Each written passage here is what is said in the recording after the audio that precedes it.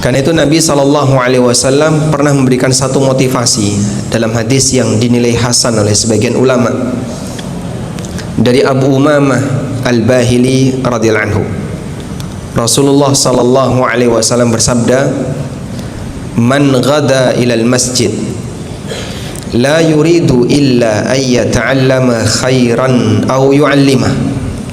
Siapa yang berangkat di waktu pagi menuju masjid, tidak ada niat selain dalam rangka untuk belajar kebaikan, belajar agama, au yu'allimahu, atau mengajarkannya, sehingga baik guru maupun murid dua-duanya sama-sama mendapatkan keutamaan. Kata Rasulullah SAW, kana lahu ka'ajri hajin taman hajjatuhu, maka dia mendapatkan pahala seperti orang yang haji sempurna hajinya. Yang tahun ini haji angkat tangan. Nggak ada, belum pulang. Tapi mereka yang berada di tanah air bisa nggak dapat pahala seperti pahala haji? Bisa. Wa fadlullahi wasi', karunia Allah Subhanahu wa taala sangat luas. Sebagian di antara hamba Allah yang dia mungkin belum berkesempatan untuk bisa berangkat haji, dia masih bisa untuk mendapatkan pahala haji melalui amalan-amalan tertentu. Salah satu di antara amalan itu adalah dengan hadir di majelis ilmu di waktu pagi, dengan niat semata-mata untuk belajar agama. Jadi yang datang ke sini niatnya untuk cari MBG, ada nggak? Makan gratis? Tidak ada. Sebelah sini katanya ada ya. Namanya dapur warung rakyat, MBB, masya Allah. Sebelah kiri masjid, selatan masjid ya, ada MBB, makan berkah bersama. MBB untuk buat titik kayak gitu biayanya berapa? 40 juta per bulan. Kok lebih murah dari yang titik-titik yang jadi mau buka cabang titik yang lain. Masya Allah. Secara swadaya, alhamdulillah masyarakat di daerah sini menyediakan layanan makan berkah bersama, terutama untuk mereka yang kurang mampu mau makan siang. Biasanya buka jam berapa? Kalau Senin Kamis untuk yang buka puasa. Senin Kamis khusus yang buka puasa. Selasa Rabu Jumat habis duhur. Sabtu Ahad pagi. Sabtu Ahad, Anda telat. Sabtu Ahad pagi tadi ya, masya Allah. Ya, semoga menjadi amal saleh, menjadi catatan yang baik, terutama bagi bapak ibu yang secara sukarela ikhlas untuk menyumbangkan sebagian hartanya demi keberlangsungan kegiatan menyumbang makanan untuk orang lain. Dan tidak lupa kita mengucapkan jazakumullah khairan kepada takmir Masjid Salahuddin dan berikut Yayasan Masjid Salahuddin yang telah memberikan kita fasilitas untuk bisa belajar bareng di pagi ini. Saya lihat masya Allah, walaupun mereka rata-rata usianya sudah di atas 30 ke atas, 30 jalan ya, jalan jauh, tapi kekompakan yang terjadi di antara mereka untuk memberi layanan bagi umat ini satu hal yang istimewa. Karena begini, di antara cara agar kita bisa memiliki amal yang pahalanya terus mengalir adalah menjebak diri untuk bergabung dalam kegiatan sosial. Yang dimaksud menjebak diri itu gimana sih Pak? Ya mungkin bisa bergabung dengan takmir masjid, bergabung dengan panitia kajian, bergabung dengan panitia kegiatan-kegiatan yang sifatnya untuk memberi kebermanfaat bagi orang lain. Karena mau tidak mau, ketika di situ ada peluang beramal, beliau yang paling tahu. Di saat itulah mungkin beliau akan menyumbangkan sebagian dari hartanya, tidak hanya sebatas tenaga. Mobil saya pakai aja, kendaraan saya pakai aja, ini ada meja saya, ada kursi saya, sehingga di saat mungkin jamaah yang lain belum ikut terlibat, tapi beliau yang terdepan untuk bisa menyumbang bagian-bagian itu. Nah, semoga itu jadi amal yang sifatnya abadi. karena bentuknya wakaf. Kali ini kita mau bicara tentang persaingan kejam, atau gimana judulnya, kok aneh. Rezeki yang berkah di tengah persaingan yang semakin kejam. Yang dimaksud persaingan yang kejam itu apa? Saling sikut. Saling sikut. Terus apa lagi? Manipulasi, menghalalkan segala cara. Gimana biar bisa naik dengan cara nginjak orang. Bapak Ibu yang dimuliakan Allah Subhanahu wa taala, saya mau tanya, Anda merasakan hidup Anda itu makin lama makin sejahtera atau makin lama makin susah?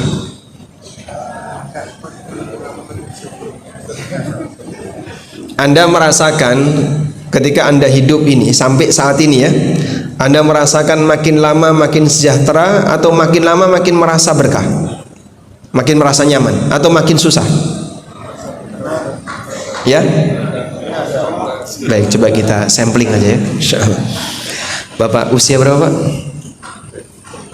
52. Bapak merasakan makin sejahtera atau makin susah? Alhamdulillah makin sejahtera, walaupun sudah gonta-ganti presiden ya. Tambah sejahtera, insyaallah. Jadi siapapun presidennya Bapak tetap sejahtera ya. Alhamdulillah. Baik, mau ganti sampling nggak? Mungkin yang lain juga sama jawabannya. Tayyib. Jadi mungkin dalam pikiran orang yang dimaksud dengan persaingan yang kejam adalah ketika orang berjuang untuk mencari sumber pendapatan. Kadang ada masalah saingan dengan orang lain, atau bahkan saingan dengan kebijakan yang nggak jelas, atau saingan dengan situasi dan kondisi yang ada di masyarakat, sehingga membuat sebagian orang kadang ketakutan. Nah, ketakutan disinilah titik awal antara dua kondisi. Mereka yang sabar dan berusaha untuk bertahan sesuai dengan real yang ada, atau yang kedua adalah dia nggak kuat sehingga ikut dalam arus melawan aturan syariat. Maka bicara tentang masalah ini, kita perlu memahami dua hal. Ketetapan Allah itu ada dua. Satu, ada ketetapan yang disebut dengan ketetapan kauni. Ketetapan kauni. Apa itu ketetapan kauni? Ketetapan kauni artinya ketetapan takdir. Segala sesuatu yang terjadi di alam ini, itulah ketetapan takdir.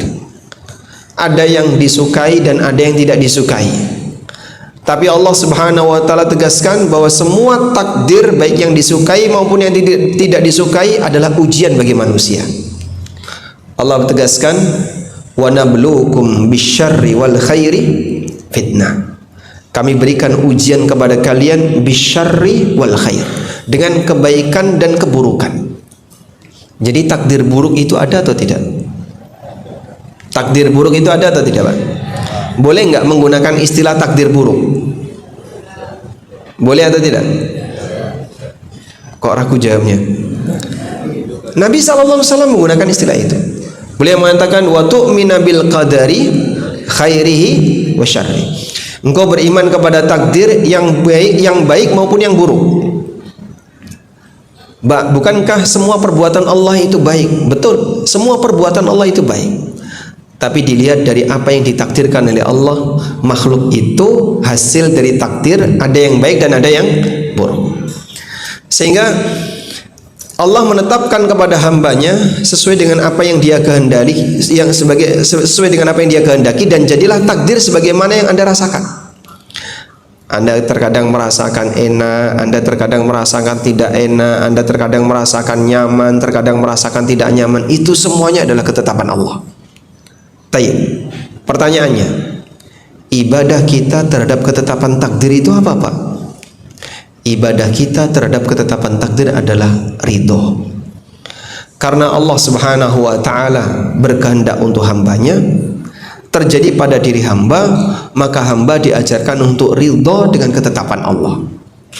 Ridho dengan menyerah, dua hal yang beda. Kita bicara menanggapi perbuatan Allah.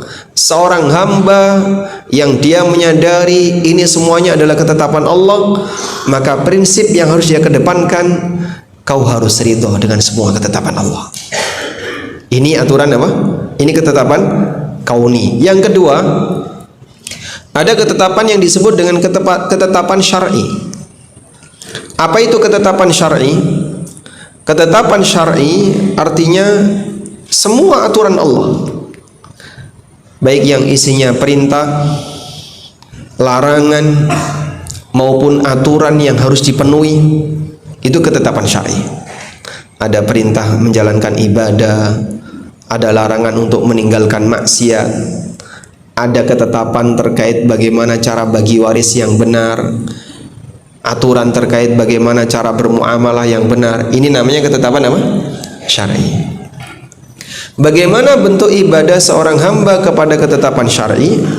Ibadah hamba kepada ketetapan syar'i adalah bagaimana agar hamba taat kepada seluruh aturan Allah, menjalankan perintah, menghindari larangan, dan mengikuti sesuai dengan aturan yang berlaku. Karena itu, yang terjadi, jangan sampai di saat seorang hamba sedang mendapatkan ujian takdir, terus dia melanggar ketetapan syariat. Jangan sampai terjadi ketika seorang hamba sedang mendapatkan ujian takdir, kemudian dia melanggar ketetapan syariat Allah Subhanahu wa taala. Sehingga mungkin dia beralasan, hari gini susah ya Pak nyari kerja, susah nyari peluang, kalau nggak main sogok, kalau nggak main suap, kalau nggak deal-dealan gratifikasi, kalau nggak ini, kalau nggak ini, saya nggak bisa dapat proyek Pak. Saya selalu kalah dalam tender. Memang Bapak harus seperti itu. Ya kalau nggak kayak gitu mau gimana lagi? Ini berarti dia ketika mendapatkan ujian dari sisi takdir, terus dia nggak kuat, akhirnya dia melanggar aturan. Satu lingkungan saya Pak, semuanya kayak gitu Pak. Dan Masya Allah teman-teman saya ada yang sudah bisa beli rumah, ada yang bisa kendaraan, sudah punya kendaraan mewah, ada yang sudah punya ini, sudah punya ini. Saya KPR nggak kelar-kelar, mau leasing saja keberatan. Kenapa? Saya berusaha untuk menghindari yang haram. Kira-kira boleh nggak Pak ada peluang saya dapat cipratan-cipratan kayak gitu? Sehingga di saat dia merasa kalau dia adalah orang yang kalah saing dengan temannya dalam urusan dunia, dia ingin melanggar ketetapan syariat. Demikian pula dalam masalah bisnis. Terkadang ada orang merasa kalah dengan temannya, akhirnya dia ingin gimana caranya biar usahanya ini menguntungkan, main manipulasi lah, mengurangi takaran, mungkin harganya bisa turun, tapi ternyata caranya tidak jujur, sehingga takarannya diturunin, kualitasnya diturunin, harganya biar bisa bersaing dengan yang lain. Iya Pak, ini kalau lihat di marketplace murah semua. Saya kalau pakai harga yang serba berkualitas, produknya bagus, kemudian terjamin dari sisi ukuran dan seterusnya. Pak, semua kalau pakai kayak gini Pak, aku nggak dapat untung Pak. Apalagi harga di sana jauh lebih murah daripada harga saya. Bisa nggak saya turunin harganya, tapi dengan cara saya turunin kualitas saya? Dia kadang geser di situ. Inilah ujian seorang hamba. Banyak sekali orang yang tidak betah disebabkan karena ujian masalah takdir, sampai pada titik dia melanggar syariat. Yang paling parah adalah ketika pelanggaran itu menyangkut masalah akidah, sehingga kalah saing, terus kedukun, ada yang kepesugihan, ada yang nyari apalagi jimat dan seterusnya, karena dia merasa kalau nggak kayak gitu akan kalah saing dengan temannya, padahal sampai dia menghilangkan akidahnya. Disinilah Nabi SAW pernah berpesan dalam sebuah hadis tentang bahaya fitnah. Beliau mengatakan, badiru bil a'malis salihati fitanan ka qita'il lailil mudlim. Bersegeralah kamu untuk melakukan amal saleh, disebabkan karena akan muncul banyak sekali fitnah yang mengguncang manusia, seperti sepotong malam yang gelap. Bagaimana kondisi sepotong malam yang gelap? Suasana gelap gulita itu sampai orang seperti nggak punya pegangan. Dia mau berjalan kemana? Nggak ada arah, karena gelap gulita. Lalu Nabi SAW menyebutkan pahitnya kejadian ketika itu. Yusbihur rajulu mu'minan wa yumsi kafira wa yumsir rajulu musliman wa yusbihu kafira. Ada orang yang pagi harinya masih mukmin, sore jadi kafir. Ada yang sore harinya masih mukmin, pagi jadi kafir. Yabi'u dinahu bi'aradim minad dunya. Dia jual agamanya untuk mendapatkan secuil keuntungan dunia. Ketemu nggak Pak dengan orang kayak gini Pak? Fenomena seperti ini Anda pernah nemuin Pak? Sehingga sampai ada orang yang menjual agamanya, melepas akidahnya demi untuk bisa mendapatkan keuntungan duniawi. Bapak Ibu, yang main di dunia klenik, pesugihan, perdukunan dan seterusnya, itu orangnya pakai jilbab. Artinya apa? Muslim. Orangnya datang ke masjid untuk sholat, tapi di saat yang sama dia nggak kuat. Kalau nggak kayak gini, dia merasa takut. Akhirnya dia bersandar kepada selain Allah. Kadang ada yang berdoa di titik-titik yang dia anggap itu nanti akan diantarkan doanya oleh wali yang bersangkutan. Nah, ini pelanggaran masalah akidah. Dan ternyata seperti ini masih jarang untuk kemudian disinggung, karena orang merasa kasusnya nggak banyak, padahal sebenarnya seperti ini banyak sekali. Kalau kemudian Anda lihat ya di beberapa titik tempat pesugihan, kalau Jawa Timur di mana Pak? Nah, ke Kawi, ke Jawa Tengah berarti ya. Kawi kan di Sragen, di Ngawi. Masya Allah, berarti orang Jawa Timur berangkatnya ke Jawa Tengah. Malang ada. Oh, Kawi Malang. Kawi Malang. Ada yang di mana? Sragen, Sorowiti, Lamongan, atau Panceng, Gresik. Subhanallah. Di banyak titik orang melakukan seperti itu. Itu sampai pada keadaan dia harus menghilangkan akidah. Dan kalau sudah seperti ini jamaah, sulit bagi kita untuk bisa sampai mengajak mereka kembali kepada berdoa kepada Allah semata, bergantung kepada Allah, karena dia anggap itu nggak menghasilkan. Kiopo to Mas sholat Mas, bolak-balik sholat ya ramarakno sugih. Sudah berkali-kali saya sholat juga sama utang nggak lunas-lunas dan seterusnya. Ketakutan berawal dari ketika seseorang merasa kalah saing sampai dia melepas akidahnya. Hal yang sama juga terjadi, ketakutan seseorang sampai menyebabkan dia melanggar yang dilarang. Sehingga sampai ada orang yang saling motivasi, hari gini nyari yang haram aja susah, buru-buru bicara yang halal. Itu ustadz yang sering ngomong riba bisa ngasih solusi apa? Dan memang terus terang Pak, saya sendiri juga kadang bingung. Anda selalu bicara riba, bunga bank riba, transaksi dengan bank riba. Mana solusinya? Ada nggak bank yang bisa Anda ciptakan? Ya, kalau masalahnya bank, solusinya juga harus bank. Kayaknya agak susah. Karena orang berpikir bahwasanya ketika dia dikasih penjelasan ini haram, dia harus bisa memberikan solusi. Itulah tanggung jawab kalau sudah bicara masalah muamalah. Ustadz berani bilang haram, harus ngasih jalan keluar. Sehingga kadang sampai Ustadz bisa nggak ngasih pinjaman yang lunak kepada saya?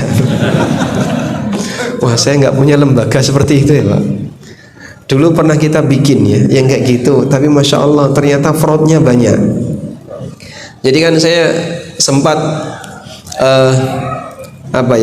ngajak komunitas kecil lah.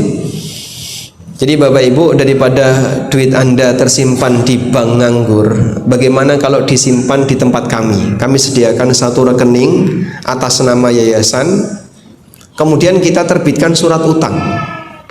Alhamdulillah Pak, dari situ terkumpul beberapa ratus juta. Ada yang kemudian ngasih utangan 5 juta, 10 juta dan seterusnya. Dana itu kemudian kita pinjamkan kepada masyarakat korban rentenir. Jadi misalnya kita datangi nih beberapa orang yang dia mengaku sebagai korban rentenir. Kita tutupi utang dia di rentenir dengan ditekan bunganya, sudah, selanjutnya dia nyicil ke kita tanpa bunga.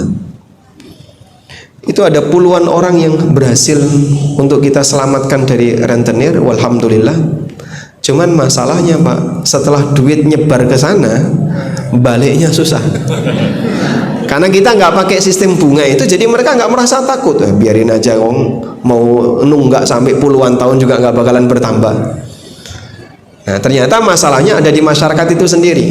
Kita mencoba untuk berbuat baik, malah dimanfaatkan. Inilah orang yang nulung kepentung. Pengennya biar memotivasi masyarakat untuk meninggalkan riba, dikasih satu jalan solusi dengan cara utang tanpa ada bunga, tapi ternyata dimanfaatkan oleh mereka. Akhirnya kita berjuang, pokoknya gimana dana itu bisa balik, karena ini duit orang, harus dikembalikan. Alhamdulillah selesai Pak. Ya waktunya cukup lama ya, mungkin sekitar 5 tahun untuk bisa menyelesaikan itu. Setelah itu ya terpaksa harus kita tutup, karena ternyata masyarakat belum teredukasi untuk bersikap amanah.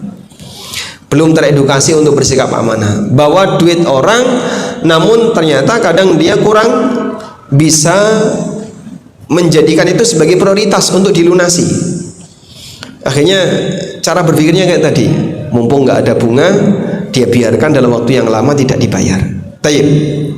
Selanjutnya, kembali kepada tadi. Jadi ketika seseorang merasa ketakutan dengan adanya persaingan tadi, sampai dia kemudian melanggar larangan.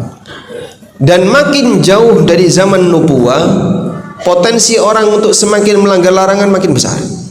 Sampai Nabi SAW pernah menceritakan, sayati 'alan nasi zamanun, di mana akan datang satu zaman di tengah umat manusia, kana riba fihi fashin, di mana riba itu akan merajalela di masyarakat. Sampai orang yang berusaha untuk menghindari riba, asabat min ghubariha, dia tetap terkena cipratan riba, terkena debunya riba. Berarti saking banyaknya riba, yang sudah berusaha untuk menghindar tetap terkena debunya riba. Kenapa Pak? Karena transaksi haram semarak di masyarakat. Rasulullah SAW juga mengatakan dalam hadis riwayat Bukhari, la ya'tiyanna 'alan nasi zamanun la yubalil mar'u ma akhadha min, akan datang satu zaman di tengah umat manusia di mana orang itu tidak peduli dari mana dia mengambil harta, amin halalin amin haram, apakah dari yang halal ataukah dari yang haram. Anda sudah merasakan belum zaman ini sudah datang? Sudah? Apa indikatornya Pak? Orang nggak peduli aturan, sehingga kalau dia diajak untuk belajar masalah halal haram, rasanya seperti dia tersinggung, dia merasa dirinya disudutkan dan seterusnya. Akhirnya dia menghindar. Dan kalau sudah tahu itu haram, bodoh amat, ini mau halal mau haram. Karena terkadang orang punya bayangan, kalaupun mendapatkan harta haram, itu bisa hilang dosanya dengan cara dizakati. Loh Pak Ustadz, katanya zakat itu bisa menyucikan harta. Betul, memang zakat bisa menyucikan harta. Tapi harta haram ketika dizakati tidak diterima. Nabi SAW pernah mengatakan, innallaha la yaqbalu salatan bighairi tuhurin wala sadaqatan min ghulul. Allah tidak menerima salat tanpa bersuci, dan Allah tidak menerima sedekah dari hasil harta ghulul. Sedekah dari harta ghulul itu gimana Pak? Orang bersedekah, membayar zakat, tapi dengan menggunakan harta haram. Sehingga jangan harapkan itu akan bisa menyucikan kamu, bisa menyucikan hartamu. Karena harta haram itu seperti sumber kotoran yang seharusnya dilepaskan semuanya, bukan diambil sedikit, sisanya masih disimpan. Kalau Bapak misalnya kakinya kena najis, najis itu disimpan sebagian atau dibuang seluruhnya? Dibuang seluruhnya. Beda kalau ada benda suci misalnya. Benda suci ini kena najis, maka Anda bersihkan najisnya, ini kembali suci. Itulah ilustrasi tentang harta halal campur dengan harta syubhat. Di posisi saat orang itu bayar zakat, dia menyucikan hartanya dengan melepas sebagian. Melepas sebagian itu tujuannya adalah untuk mengembalikan hartanya jadi harta yang suci. Makanya para ulama menganjurkan ya, kalau ada orang yang merasa selama hidupnya dia sering mendapatkan harta syubhat, maka nanti sebelum wafat dianjurkan untuk wasiat maksimal. Wasiat maksimal itu berapa? Sepertiga. Besar ya Pak? Iya, sepertiga itu besar. Tujuannya apa wasiat maksimal itu? Agar Bapak bisa memastikan ketika mati dalam keadaan sudah tidak ada harta haram yang nyangkut. Sehingga bagi mereka yang merasa, saya dulu waktu kerja di instansi ini, di lembaga ini kayaknya banyak Pak ya harta-harta yang bermasalah ngumpul di tempat saya. Terus gimana solusinya?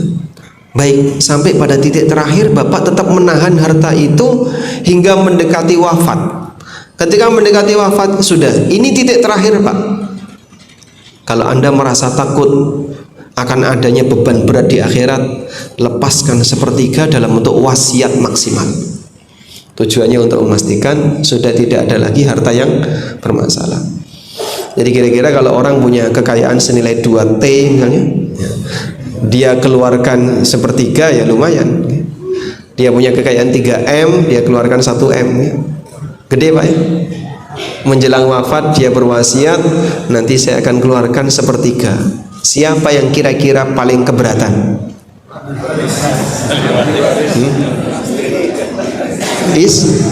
Istri. Masya Allah. Betul, istri ya. Makanya kata Nabi SAW bahwa istri itu mubakhilah mujabbinah, bisa bikin orang jadi bakhil, bisa bikin orang jadi pengecut. Sehingga dia ketakutan sampai di titik terakhir. Ini adalah kesempatan Bapak untuk bisa beramal di sesi yang terakhir. Melepas itu rasanya berat. Kepikiranku bojoku piye gitu. Nek ra ditinggali oke apa ono sing gelem meneh. Nggih Bu.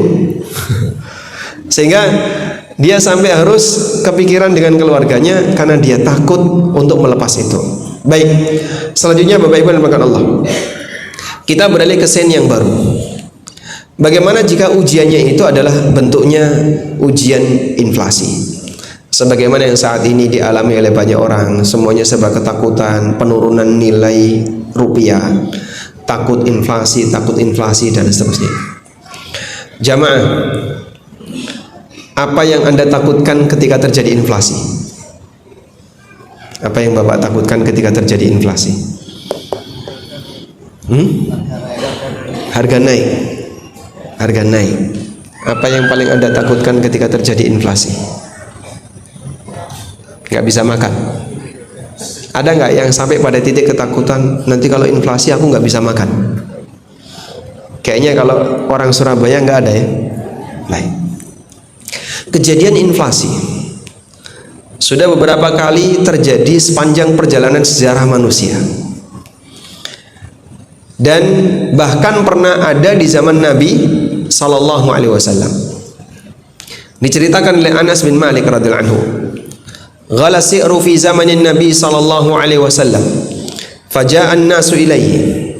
Pernah terjadi kenaikan harga di zaman Nabi Sallallahu Alaihi Wasallam sehingga banyak orang yang datang kepada beliau lalu menyampaikan, ya Rasulullah, qad ghala si'ru fasa'ir lana. Ya Rasulullah, banyak harga yang naik, tolong turunkan harga untuk kami. Nabi SAW ketika mendapatkan keluhan dan permintaan ini, ternyata beliau tidak membuat kebijakan untuk menurunkan harga. Kenapa Pak? Karena beliau tidak ingin dituntut oleh para pedagang di akhirat. Beliau Sallallahu Alaihi Wasallam justru menjelaskan tentang bagaimana konsep rizki ketika terjadi inflasi. Rasulullah Sallallahu Alaihi Wasallam mengatakan, Innallaha huwal musa'ir al-qabidul basitur razik. Sesungguhnya Allah dialah zat yang menetapkan harga. Dia melapangkan dan menyempitkan rizki untuk hambanya, ar-razik, dan dia yang menjamin rizki untuk hambanya. Wa inni la arju an alqallah wa laisa ahadun yatlubuni bimadlamadin fi damin walaman. Dan aku ingin ketika aku ketemu Allah, tidak ada seorang pun yang nuntut terhadap kezaliman disebabkan karena urusan harta maupun urusan darah. Jadi maksud beliau begini Pak, saat harga itu naik, kenaikan harga ini kan di luar kesalahan Rasulullah SAW, bukan karena kebijakan beliau, bukan karena apa yang terjadi pada beliau, tapi sifatnya alami yang disebut oleh Nabi SAW di awal, innallaha huwal musa'ir, sesungguhnya Allah yang menetapkan harga. Udah? Nah, bisa jadi ada pedagang yang dia kulaan barang di harga 100, sudah harga mahal, padahal biasanya sebelum terjadi kenaikan harganya 80. Oleh Nabi SAW dipaksa untuk jual 80. Berarti pedagang ini gimana? Rugi, dia mengalami kerugian. Kerugian ini atas kebijakan pemimpin Rasulullah SAW. Maka beliau takut nanti pedagang ini nuntut di akhirat. Seperti itulah ketakutan Nabi SAW, sampai beliau tidak ingin membuat kebijakan yang kebijakan itu akan mendolimi sebagian dari rakyatnya. Sehingga mungkin nggak ada orang yang didolimi oleh Rasulullah SAW. Jawabannya mustahil. Tapi kenapa sampai beliau ketakutan itu? Karena kalau beliau membuat kebijakan itu, beliau khawatir pedagang ini nanti akan nuntut di yaumil qiyamah. Akhirnya Nabi SAW tidak menurunkan harga. Nah, cuman di sini ada satu pelajaran. Saat Rasulullah SAW menjelaskan tentang kenapa ada peristiwa inflasi dan kemudian bagaimana sikap seorang hamba, beliau memberikan penekanan tentang prinsip pentingnya meyakini, satu, Allah yang mengatur harga. Dua, dialah zat yang menyempitkan dan melapangkan rizki hamba. Tiga, dia yang menjamin rizki. Anda pahami dengan cara terbalik. Rizki hamba itulah telah ditetapkan oleh Allah. Rizki hamba telah ditetapkan oleh Allah.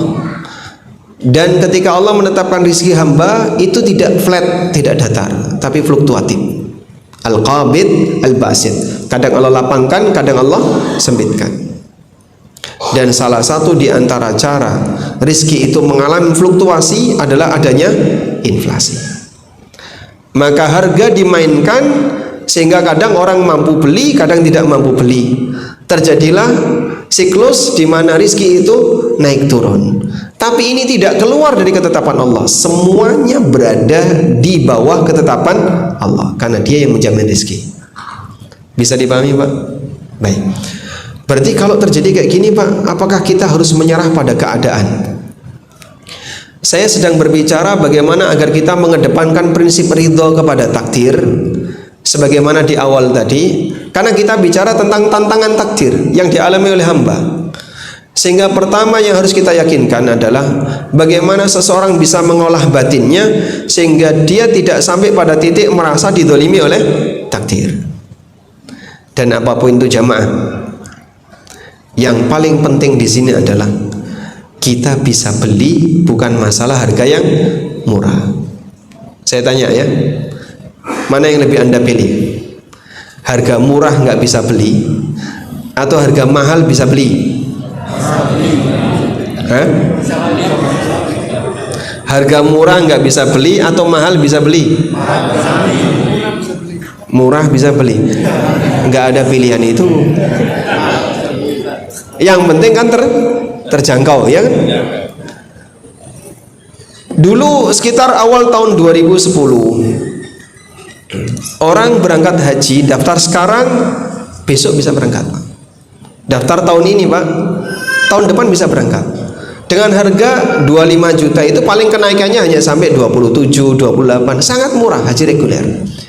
Umroh waktu itu masih di harga 17-an juta, 15 juta, dan itu sudah hotel yang bagus. Tapi sepi Pak. Saya umroh 2010, kalau mau megang Ka'bah satu putaran itu bisa Pak, keliling megang Ka'bah gini. Saking sepinya. Padahal itu di bulan Maret yang biasanya peak season untuk saat ini. Di harga 17 juta, 15 juta. Tapi sepi. Sekarang umroh berapa Pak? Setelah ada kenaikan aftur 40-an, 30-an, rame Pak. Dan yang ngantri banyak. Bahkan ada banyak sekali travel, Masya Allah, walaupun travel itu jumlahnya banyak sekali, semuanya kebagian jamaah. Membuktikan apa? Walaupun harga naik, tapi ternyata tingkat kesejahteraan kaum muslimin juga bertambah. Mungkin Anda punya kenangan ya masa silam, saat bapak-bapak di tahun 90-an untuk beli mie instan itu berapa, Pak? Mie instan tahun itu 200 perak ya, 350, ada yang 200-an, ada yang 350. Satu mie dipakai untuk berapa orang? Sekeluarga. Saya masih ingat ibu saya kalau beli satu mie kemudian dimasak, dikekep jadi melembung-melembung itu, sehingga satu bungkus dipakai sekeluarga. Sekarang satu orang bisa makan, mau makan 2 bungkus, 3 bungkus, kalau nggak dilarang sama dokter ya bisa banyak makan. Subhanallah. Apa ini, Pak? Jadi sebenarnya kan bukan masalah mahal dan murahnya harga. Allah ngasih rizki kepada hamba sesuai yang dia kehendaki. Baik, sehebat apapun inflasi yang Bapak alami, ada satu inflasi puncak yang itu akan terjadi di akhir zaman. Bapak tahu zaman kapan inflasi puncak itu terjadi? Kapan inflasi puncak itu terjadi, Pak? Ya, inflasi puncak ini terjadi saat manusia diungsikan oleh Nabi Isa alaihissalam naik ke sebuah bukit untuk mengamankan diri karena Ya'juj dan Ma'juj keluar.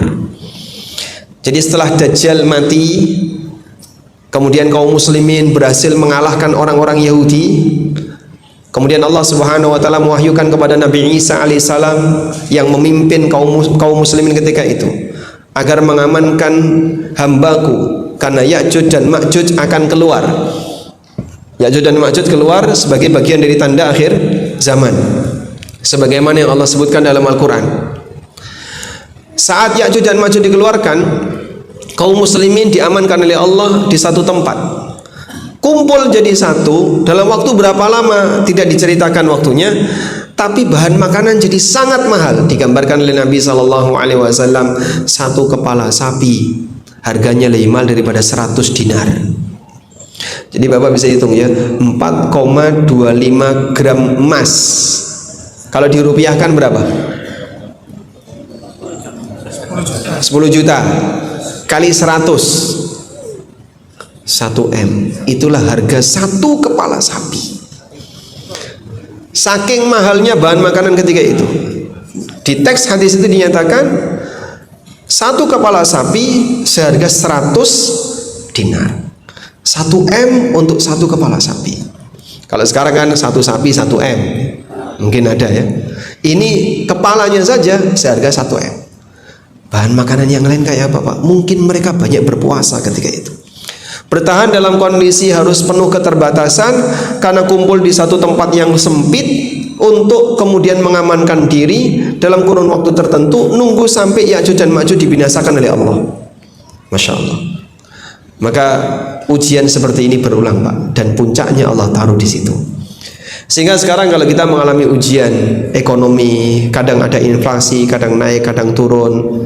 98, Masya Allah, orang semuanya kaget dengan inflasi. Lalu setelah itu mengalami kondisi nyaman. Dengan pergantian presiden beberapa kali, inflasi naik turun dan seterusnya, sebagaimana yang Anda rasakan. Bagi mereka yang tahu sejarah ini bisa lihat kondisinya naik turun. Kadang ekonomi nyaman, kadang ekonomi lagi kacau dan seterusnya. Tapi secara umum, selama kaum muslim bisa menjangkau, berarti mereka diberi oleh Allah kesejahteraan. Ada seorang ulama yang mendapatkan pengaduan dari masyarakat berkaitan dengan keberadaan harga barang.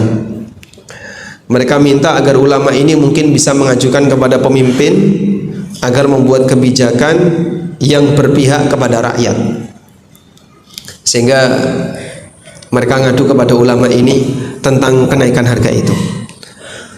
Apa jawaban beliau? Beliau menyampaikan, la ubali walau kana habbatu syairin bidinar. Aku nggak peduli walaupun harga 1 biji gandum senilai 1 dinar. Coba Pak, saupo sego saupo Pak. 1 biji beras harganya 1 dinar, 10 juta. Sampean mangan samploan ratusan juta itu. Aku nggak peduli dengan adanya inflasi seperti ini, walaupun andaikan 1 biji beras harganya 10 juta, sehingga saya makan 1 sendok, 1 suap mungkin ratusan juta.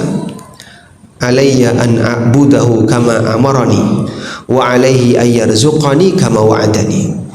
Kewajibanku adalah beribadah kepada Allah sebagaimana yang Allah tugaskan untukku, dan janji Allah akan memberikan rizku sebagaimana Allah Subhanahu wa taala berjanji akan memberikan rizki kepadaku. Allah Subhanahu wa taala berfirman, wa'mur ahlaka bis salati wastabir 'alaiha la nas'aluka rizqa nahnu narzuquka. Perintahkanlah keluargamu untuk sholat dan bersabar untuk menjalankan sholat. Aku tidak minta rizki kepadamu, akulah yang akan memberikan rizki untukmu. Makanya ketika Allah menjelaskan tentang masalah tujuan manusia diciptakan, ada di surat apa? Adz-Dzariyat. Bunyinya gimana Pak? Wa ma khalaqtul jinna wal insa illa liya'budun ma uridu minhum min rizqin wa ma uridu ayyut'imun innallaha huwar razzaqu dzul quwwatil matin. Tidaklah jin dan manusia diciptakan kecuali agar mereka beribadah kepadaku. Ma uridu minhum min rizqin. Aku tidak menghendaki mereka ngasih rizki kepadaku. Wa ma uridu ayyut'imun, dan aku juga tidak menghendaki mereka ngasih makan aku. Jangan sampai kita berpikir Pak, saat kita rajin sholat, rajin ibadah, Allah tambah kaya Pak. Subhanallah. Karena Allah nggak butuh kita. Kita mau taat, mau maksiat, sama sekali tidak menggeser kerajaan Allah. Innallaha huwar razzaqu dzul quwwatil matin. Sesungguhnya Allah dialah yang memberi rizki, dzul quwwatil matin, yang memiliki kekuatan yang kokoh. Sehingga ayat ini menjelaskan kepada kita korelasi antara ibadah dengan rizki. Tugasmu adalah menjalankan ketaatan kepada Allah, menyesuaikan diri dengan aturan Allah. Allah Subhanahu wa taala yang akan memberikan jaminan rizki kepada hambanya. Baik. Tapi Pak, sekarang kalau misalnya kita sekarang bicara berkaitan dengan solusi ekonomi Pak, untuk kaum muslimin di tengah persaingan yang demikian dahsyat ini Pak. Bapak Ibu yang dimuliakan Allah Subhanahu wa taala, saya coba mencuplik satu sequel sejarah yang pernah terjadi di kalangan atau yang pernah terjadi di zaman Amirul Mukminin Umar bin Khattab radhiyallahu anhu. Dan Masya Allah, apa yang diisyaratkan oleh Umar sekarang itu terjadi. Saya mau tanya ya, rata-rata Pak, mahasiswa kita yang kuliah di seluruh perguruan tinggi, mau yang swasta maupun yang negeri, itu harapannya setelah lulus rata-rata pengen jadi karyawan atau bikin buka usaha baru. Hah? Rata-rata apa? Karyawan. Misalnya ya, Pak dokter dulu waktu masih sekolah ada nggak keinginan untuk bikin rumah sakit? Nggak ada. Pengennya akan kerja di rumah sakit ya, buka sendiri. Oh, mau buka sendiri ya, klinik di rumah. Masya Allah. Jadi dominan mahasiswa kita ketika mereka kuliah, kenyataannya adalah pengen setelah lulus keterima di Pertamina, keterima di perusahaan asing, jadi ASN, jadi aparat negara, dan seterusnya. Itu harapannya ya. Nah, jarang kita jumpai misalnya mahasiswa, saya nanti pengen bikin usaha ini, pengen punya pabrik ini, punya perusahaan ini. Jarang.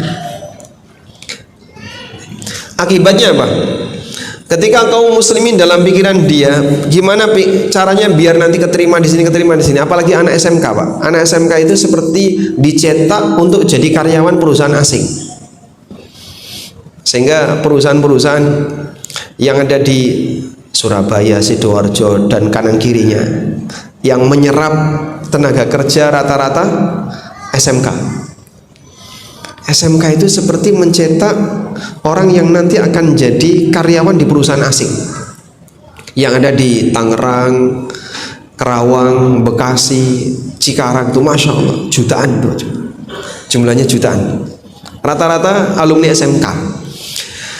Baik, dulu Umar bin Khattab radhiyallahu anhu setelah daerah Persia ditaklukkan, kaum muslimin mendapatkan ghanimah yang sangat besar, sampai para sahabat digaji oleh negara per bulan sekian ratus dinar. Itu menyebabkan mereka menghindari pasar, sehingga ngapain saya berdagang, ngapain saya berbisnis, karena saya sudah dicukupi oleh negara dengan gaji yang besar. Hadiah dari negara terutama untuk para pendahulu-pendahulu, para muhajirin, para ansor yang dulu berjuang di zaman Nabi SAW, itu digaji dengan nilai yang besar, sehingga pasar sepi dari orang soleh. Dalam kondisi ketika pasar ini sudah sepi dari orang soleh, Umar bin Khattab radhiyallahu anhu membuat kebijakan, siapapun pemain pasar di kalangan muhajirin dan ansor yang dulu mereka ikut beraktivitas di pasar, setelah terima gaji tetap wajib dagang, karena beliau tidak ingin pasar ini dikuasai oleh orang lain. Karena kalau bukan kaum muslim yang mengisi, maka yang mengisi adalah pedagang Yahudi. Dan kalau yang mengisi pedagang Yahudi, nanti ekonomi lebih banyak dikuasai oleh non muslim. Itu yang dikhawatirkan oleh Umar. Dan sekarang terjadi ya, orang lebih senang untuk jadi karyawan daripada jadi pengusaha. Akhirnya peluang-peluang usaha itu yang ngambilin siapa Pak? Non muslim. Banyak sekali produk-produk kita yang sebenarnya ini bisa dibuat di dalam negeri, tapi orang lebih senang impor daripada bikin sendiri. Sehingga orang kalau bikin sendiri, ya Pak, kalau bikin sendiri harganya nggak nyandak Pak, impor jauh lebih murah. Ya masalahnya kita terlalu bergantung kepada orang lain. Andaikan ketergantungan itu bisa kita pangkas dengan tetap berusaha untuk gimana bersaing di pasar, ya semoga dengan semangat seperti ini nanti bisa memulihkan kembali suasana seperti dulu. Wallahu ta'ala alam. Baik, mungkin itu sebagai pengantar. Sekarang kita sudah berada di jam 9:05, dan tadi Bapak Takmir minta diberi spare waktu kurang lebih setengah jam untuk diskusi masalah persaingan yang semakin kejam. Wassallallahu ala nabiyyina Muhammadin wa ala alihi wa sahbihi wasallam.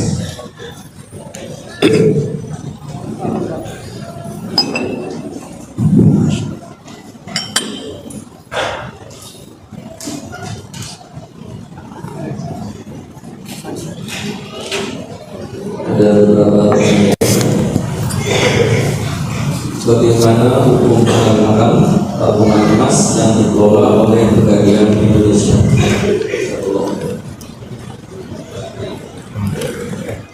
Bagaimana hukum apa tadi? Hukum halal haram tabungan emas. Halal haram tabungan emas yang dikelola oleh Pegadaian.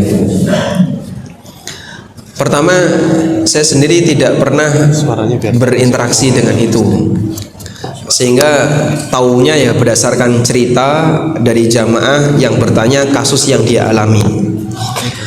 Kalau Bapak pertanyaannya terlalu global seperti tadi, mungkin saya akan kesulitan sekali ya untuk bisa menilai di sisi mana masalahnya, di sisi mana yang boleh dan seterusnya. Tapi intinya begini Pak, dalam transaksi emas satu, di sini kan ada bicara masalah transaksi emas, ada bicara tabungan emas. Dalam transaksi emas yang pertama wajib dilakukan secara tunai, dan persyaratan ini ditegaskan oleh Nabi SAW. Dalam hadis dari Umar bin Khattab radhiyallahu anhu, beliau pernah mengatakan, Rasulullah SAW bersabda, "Adz-dzahabu bil warik riban, adz-dzahabu bil warik riban illa ha wa ha." Emas dengan perak transaksinya jadi riba kecuali ha wa ha. Ha wa ha itu apa sih Pak? Bahasa kita nyoh nyoh. Ha wa ha artinya benda satu ada di tempat, benda dua juga ada di tempat, ditransaksikan dalam satu majelis yang sama. Kalau tidak jadinya riba. Sehingga kalau orang misalnya transaksi uang dengan emas, emasnya sekarang, uangnya besok, riba. Atau sebaliknya, uangnya sekarang, emasnya besok, riba. Harus di satu tempat yang sama, tidak boleh yang satu tertunda. Kalau yang satu tertunda, maka transaksinya jadi transaksi riba, namanya riba nasiah. Baik, selanjutnya, dalam transaksi riba seperti ini, kalau sudah terjadi, maka jika bisa diulang, diulang.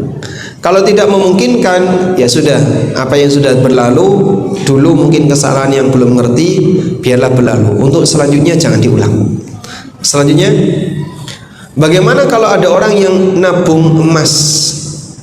Siapapun pelakunya, nabung emas ada beberapa kemungkinan. Pertama, setorannya dalam bentuk emas. Bapak punya emas 5 gram, store, terus disimpan. Punya emas lagi 1 gram, store, disimpan. Terus seperti itu. Nanti akumulasi dari emas yang Anda store tadi diserahkan pada waktu sesuai yang disepakati. Boleh nggak Pak seperti ini? Boleh. Ini sama sebagaimana nabung uang. Kita nabung uang, store 10 juta, simpen, store 3 juta, simpen. Akumulasinya dikembalikan. Selama tidak ada kelebihan, hukumnya boleh. Dipahami insyaallah? Baik. Sistem yang kedua, model yang kedua. Ada orang nabung emas, tapi yang distorkan uang. Cuman di situ tertulis konversi. Jadi misalnya ada orang datang ke lembaga tadi, bawa uang 5 juta. 5 juta, lihat di internet berapa harga emas hari ini. Oh, 2,5. Berarti Bapak 5 juta dapat 2,5 gram. Ditulis 2,5 gram. Besok lagi harga emas naik jadi 3 juta. Bapak bawa 6 juta, ditulis 2 gram. Besok lagi Bapak datang lagi bawa uang sekian, ditulis 3 gram. Cuman ditulis aja. Sehingga duit Anda dikonversi ke emas seketika saat Anda store. Tapi bukan emas fisik, cuman dalam bentuk catatan. Terakumulasi, total emas Bapak 50 juta akumulasi. Tapi Bapak cuma store duit terus. Sudah? Dari akumulasi 50 gram ini, setelah berlangsung selama 3 tahun, harga emas naik. Sekarang jadi 4 juta per gram. Pada dulu waktu Bapak store, ada yang harganya 2,7, ada yang harganya 2,6 dan seterusnya. Total uang yang Bapak storekan 150 juta. Total uang. Sekarang harga emas dari 50 gram tadi sudah 4 juta per gram. Berarti dapat berapa? 200 juta. Saat Bapak narik, Bapak punya akumulasi emas tertulis ya, bukan fisik emas, 50 gram. Bapak mau ambil dalam bentuk emas atau dalam bentuk uang? Kalau dalam bentuk emas bisa, tapi ada biaya cetak sekian ratus ribu. Kalau dalam bentuk uang bisa kita konversi 50 gram jadi 200 juta, cair 200 juta. Ada tambahan berapa? Hah? 50 tambahan ini riba. Tambahan ini adalah riba. Baik. Kalau misalnya Pak, kita minta cetak emas, boleh nggak Pak? Kan tidak ada tambahan. Mintanya kita sih cetak emas. Kalau Anda minta cetak emas, berarti kan jual beli emas tidak tunai. Uangnya duluan, emasnya sekian tahun setelahnya. Dan itu masuk kategori riba nasiah. Kok riba melulu toh Pak? Ya karena yang ditanyakan kasus riba. Kalau Anda tanya rabi ya beda lagi ya. Wallahu a'lam. Masih berhubungan dengan tadi Ustadz tentang emas. Sebelum Ana paham hukum riba, 4 tahun yang lalu ada yang pinjam uang namun Ana tidak ada uang. Akhirnya Ana pinjamkan emas antam 27 gram. Dan Ana bilang minta dikembalikan sesuai dengan emas 27 gram sesuai dengan akadnya. Apakah itu disebut riba? Tapi sampai saat ini belum dikembalikan. Baik. Bapak perhatikan ini kaidah utang ya. Kaidah utang. Utang dibayar sesuai dengan apa yang diterima. Bisa dipahami ya? Saya ulang, utang dibayarkan sesuai dengan apa yang diterima. Utang uang bayar uang, utang emas bayar emas, utang rupiah bayar rupiah, utang dolar bayar dolar, utang beras bayar beras. Sehingga utang dibayar sesuai yang diterima. Baik, ketika utang itu mau dikonversi ke yang lain, maka konversinya dilakukan saat pelunasan, bukan saat pemberian utang. Saya ulang ya, ketika utang itu mau dikonversi ke bentuk yang lain, maka konversinya saat pelunasan. Sehingga contohnya tadi, utang emas 27 gram, berarti kan harusnya bayar berapa? Emas 27 gram. Saya pengennya duit, ya sudah 27 gram dikonversi ke uang saat mau bayar. Terlepas dari perbedaan harga emas antara dulu dan sekarang, karena kamu nerimanya emas, bukan nerima uang. Kalau nerimanya emas, berarti kembali emas. 27 gram dikonversi, oh sekarang jadi 40 juta misalnya, maka Anda bayar 40 juta sesuai hasil konversi, tapi seketika gitu ya. Dan yang paling aman, kembalikan sesuai yang ada. Jadi utang berapa gram, kembalikan sekian gram. Wallahu a'lam. Assalamualaikum ya Ustaz. Barakallahu fikum. Mohon izin menyampaikan pertanyaan dari ibu-ibu. Bismillahirrahmanirrahim. Afwan izin bertanya. Suami saya salah satu aparat negara untuk pindah divisi dengan alasan untuk lebih dekat dengan keluarga. Suami saya diharuskan untuk memberi uang saku salah satu atasan di divisi tersebut. Yang saya tanyakan, bagaimana hukumnya dan mohon sarannya Ustadz. Jazakumullahu khairan. Anda kalau pengen tahu hukum seperti ini, saya sarankan konsultasi ke KPK. Kalau diizinkan, lanjutkan. Tapi kalau ada kasus, ya itu resiko ya. Negara mana yang bolehin kayak gini, Pak? Oh, di Wakanda. Jadi kalau di Indonesia kan tidak boleh kayak gini ya. Di Indonesia ini tidak boleh. Mungkin di Wakanda itu boleh, tapi di Indonesia tidak boleh. Cuman Pak, masalahnya ya saling pengertian saja. Ya kan saya butuh, situ juga butuh. Sehingga karena sama-sama butuh, ya sudahlah saling pengertian saja. Kan podo enak itu Pak ya. Sampean bisa pindah dekat dengan keluarga, sehingga akan saya mutasi, tapi ada konsekuensinya, memberi kontribusi. Tapi ke orang tertentu ngasih sekian. Subhanallah. Ada Pak ya. Teman saya ini APH Pak, aparat penegak hukum Pak. Sampai dia sendiri itu jengkel gitu. Kenapa setiap ngurusi apapun itu harus bayar? Sampai dia minta surat apa itu Pak di kantor dia, itu harus bayar. Ini masalah cuma surat kayak gini harus bayar. Jadi akhirnya antara satu dengan yang lain, mereka sendiri juga nggak nyaman. Sehingga kalau dia misalnya mengambil sesuatu yang dilarang, ternyata antara satu dengan yang lain saling jadi korban. Yang ini mengambil haknya itu, yang ini mengambil haknya ini, dan seterusnya. Ya, sehingga sebagai contoh, kalau mau pindah bagian harus bayar, mau naik jabatan harus bayar, apalagi mau mutasi harus bayar. Kalau tidak dikabulkan. Padahal secara prosedur itu bayar atau tidak? Nggak ada ya, nggak boleh bayar, tapi dia diwajibkan untuk bayar. Terus gimana Pak solusinya? Ya jangan kasih. Anda boleh mengajukan mutasi, tapi bayarnya dosa besar.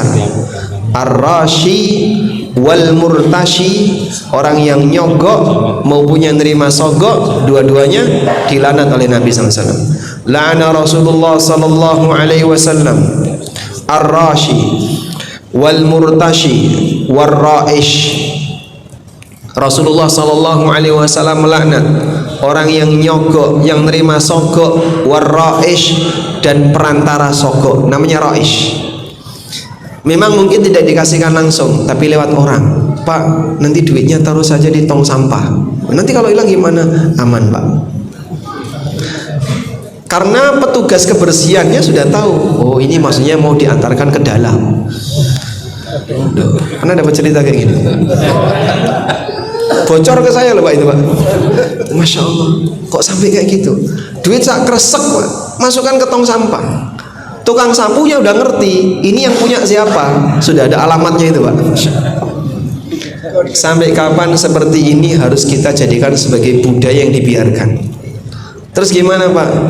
Tolong ya, siapapun yang terlibat dalam kegiatan dengan pemerintahan, mohon seperti ini segera diakhiri.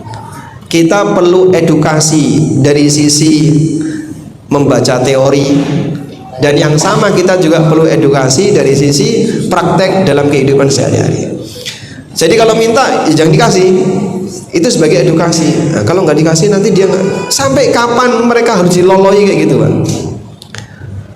Karena ternyata kejahatan yang seperti ini sifatnya terstruktur antara satu dengan yang lain. Ini nggak enak kalau nggak ngasih. Akhirnya jadilah budaya banyak sekali harta haram. Sehingga saya sarankan kepada Anda, memberi ini hukumnya terlarang. Sabar saja kalaupun misalnya harus berjauhan dengan keluarga, ya selama tidak sampai melanggar aturan Allah, melanggar aturan syariat, Anda di posisi istiqomah. Wallahu a'lam.